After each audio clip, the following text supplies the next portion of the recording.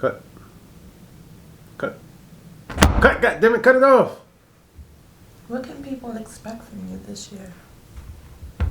There's a lot of collabs. Like legit, man. I got January, February, March, April. I probably have legit 6 collab projects coming out this year.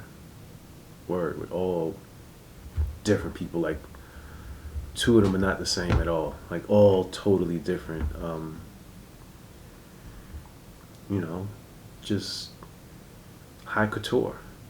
You know, high couture Tommy Danger. You know, it's not gonna be like fast fashion. I'm not looking to just churn out and just put out like, no, I want it to live with you, and then it's sort of like connecting dots, like understand how each of them connect to each other. Okay.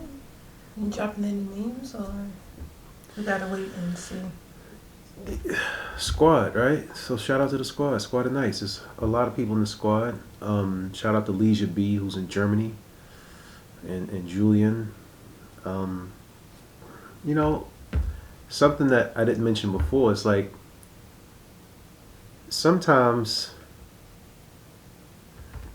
don't get hyped by thinking that a dope collab is always with somebody who has like a large following or is known in the industry, because although they may give you a verse or do a beat or something, that doesn't mean that they're going to share their audience with you, right? They just may, it's just a transaction. Like you pay for it and you're done. So I would say honor those small collabs, man. Like those people who are truly into what you do, and nurture those relationships.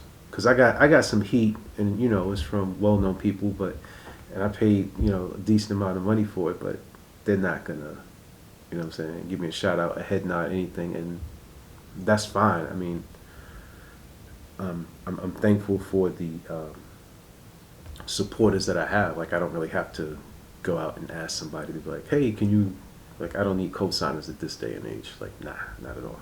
So shout out to everybody, Team Danger. Appreciate y'all. So, I heard that you are training for the Ironman? I am training for the Ironman, half Ironman, not a full Ironman, right? So it's like, I don't know, it's like a 2-mile swim, a 50-mile bike ride, and a half marathon, all back to back to back to back to back. And I'm not a good swimmer, so it's going to be interesting to see if I can train to swim in the ocean within the next 6 months before the race. I'm scared shitless too, to be honest with you. Yeah. So this was a personal goal, bucket list? Both. Personal goal, bucket list. I'll be 50 this year, half a century.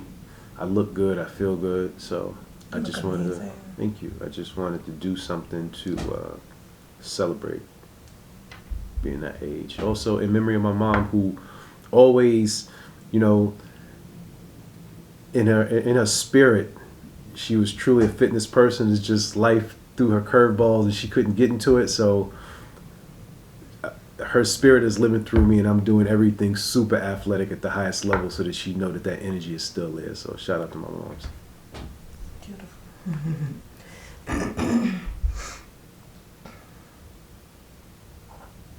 What else you got going on this year? I heard you doing some beard oil. My wife is trying to encourage me to do my own beard oil. I've actually shown everyone how to make their own beard oil. It's one of the videos that's out there. It's really simple to do, but yes, I will do a small batch, limited edition Tommy Danger beard oil for those of you who want to have the same glisten that I have, and it's going to be really fly. Okay. And don't forget about the hot sauce eventually too. We're going to do the hot sauce soon. Yeah. On some real shit, can you talk about your FedEx packages? Man, fuck FedEx. I'm trying to talk about them. Nah, FedEx been fucking up. Yeah, they've been fucking up. Yo, FedEx, just out of frustration, right? ordered some running shoes. They've been stealing packages around the way, so I had the package sent to a pickup location. Why are these jackasses gonna put a pickup address for a location that's closed? Okay, so for those of you who are in Harlem, they said the shit was in Zombieland, and you know what Zombieland is at. Zombieland is 125th and Lexington. They said it's at Duane Reade, 125th and Lexington. Went over there, the shit been closed. There's nothing there. I called customer service, and they're like, yeah, your package is waiting at the Duane Reade on the east side. And I'm like, I went there and it's not there. The customer service is going back and forth with me saying, yes, it is there. And I'm like, it's nothing there. It's abandoned. She's like, what do you mean? And I'm like, closed, nothing. Like, it's nothing there. So I'm like, where's the package? And she goes, oh, I see. They sent it to another location. So it's not on 125th.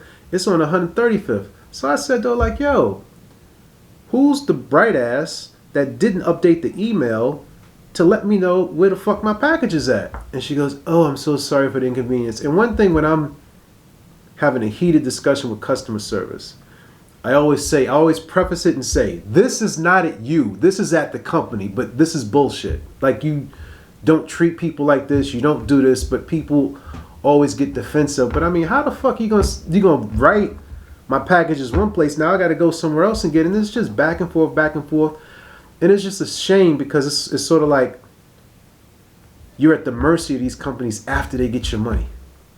So it's not even like you could do anything. And to add insult to injury, most of the call centers are in some third world country. So it's not even like the lady that I'm speaking to is from around the way, to you could be like, nah, have you been on 125th and the east side? Like, do you know what that is? Or what? Like, she has no fucking clue like what I'm talking about.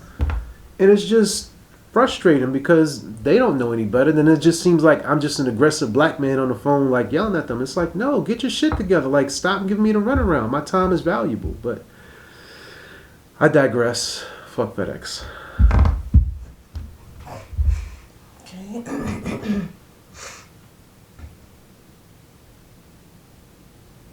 Tell us about the artwork that you have for your. Got this problem in my throat. Talk about the artwork for your next project. With the Nile? That's the one dropping on the 15th. So we got the Nile. The Nile, you know, recently I've noticed that there is a resurgence of boom bap. Like, people thought, or, you know, some people label boom bap as like old school style of hip hop, but it's not. It's literally like a genre of it's a style of hip hop. So there's something that's called the new boom bap, and the song that we have coming out called the Now fits into that genre. It's just like super heavy drums, up tempo. It's lyricism, so it's like rap where you can understand the lyrics and it's not mumbling shit.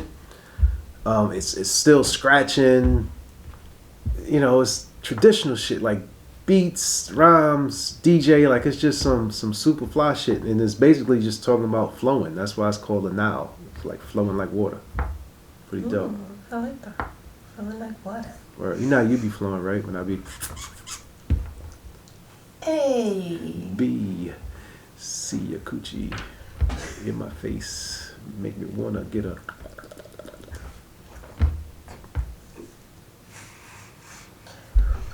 What else do you want people to know about you this year? I mean, you got all these collabs coming out. Word. You got this half Ironman challenge coming out. Word.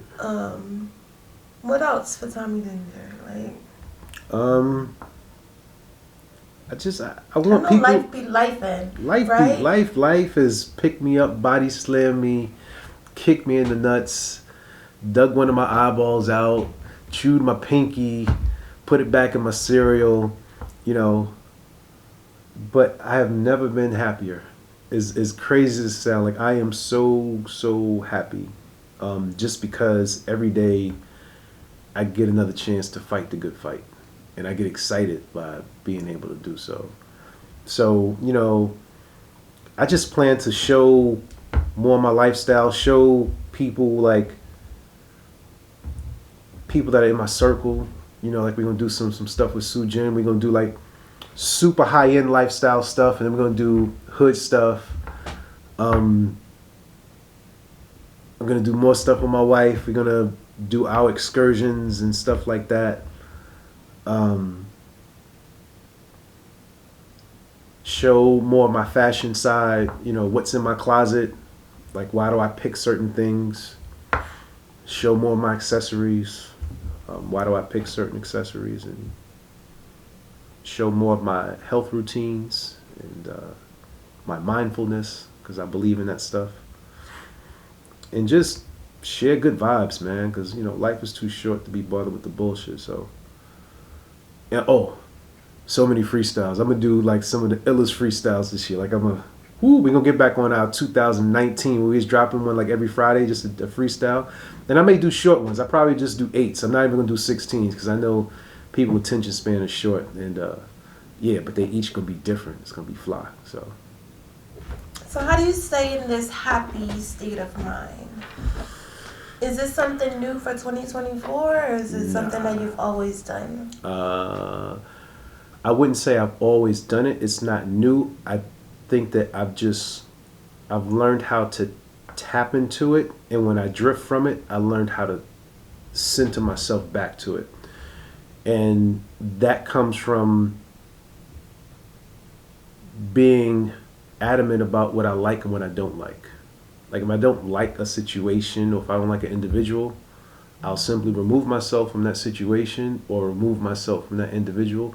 And if I do have to be around that individual, limit my interaction or just keep it at very surface level to where I don't have to engage. I think food plays a big role in it. Like I'm not going to eat crap, like things that I don't want to eat. This might sound weird, but I'm not going to be around like scents. Like if you go somewhere and it smell like kind of funky, like I don't, like all of that plays into your. You go places like talk about like the East Side, like it stunk over there. It stunk. It's disgusting, right? So like, would I rather be over there? Or would I rather be in Central Park by the reservoir where the air is blowing off the water and it's crisp and it's like that shit puts a smile on my face. Mm-hmm. You know what I'm saying? So yeah, it's just doing the things that bring you happiness. If I can't share anything else, that's the reason why I rap, because it makes me happy. It makes me feel like a kid again every time I do it. And if there's the option of being like a kid or being an adult, I want to live like a kid with adult money. How about that? Word. That's a bar. That's a bar. Word. So what's this thing where you think age is still a thing within hip-hop, or you think that's out the window? I think age will always be a thing in music because it's just mindset. Like people historically, you start out as a musician or artist young. And I get it because you want the audience to grow with the musician. If you started 90 and you'd be dead by 92, you don't really give the audience much time to grow with you. But it's sort of like the songs that we grew up with, like we still like those artists to this day. You know what I'm saying? But I don't think the thing is, that's only in rap music. That's only, like no other genre of music does that shit. You know what I'm saying? You have to go by what sounds good to you, not what's the age of that artist.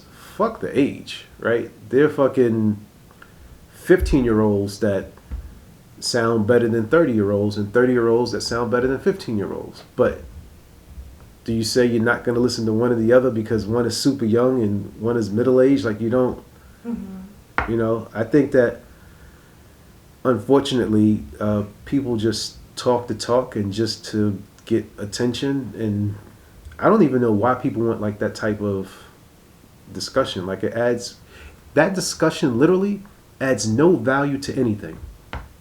Like you saying that an artist is 60 years old, like what does that mean? Right. Or the kid that's playing the piano who's 5 years old but he can play like Beethoven, like okay. But neither takes away from the other one. It's art. Because again, when a film director shoots a film, you never look at that director and go, oh, he's only 18 years old. How can he shoot a film? You never look at the director and go, oh, he's 70. He's too old to shoot a film. You don't say things like that. Is the film good? Oh, that film was good. Is the song good? Hey, that song was good. So that's part of my happiness. I don't feed into the labels of other people because I know that I'm a dope artist. I know it. I know it for me. Yeah. And if you don't know it for you, then nobody else is going to know it. You got to know that you're great to yourself. If you don't see your own greatness, nobody else is going to see it.